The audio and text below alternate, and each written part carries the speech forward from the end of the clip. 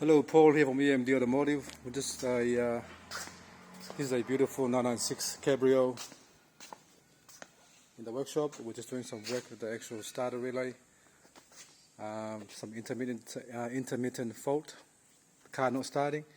So we decided to do some diagnostics and at the same time put a little switch to bypass the relay here, just in case this car doesn't start and goes back on the tow truck. So we put a switch in line with the relay. So if the fault comes up again, at least the customer can press the switch and start the car and bring it back to me, and we'll know what's wrong from there. So anyway, let's have a look anyway. So that's the switch we're talking about here. So now we can bypass the actual starter from here, from the key to here. So let me turn the light off. Off. Alright.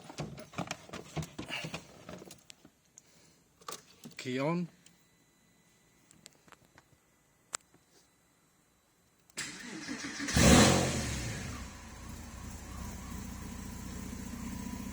Alright, if you want to turn it off, just turn the key off normal. Do it again.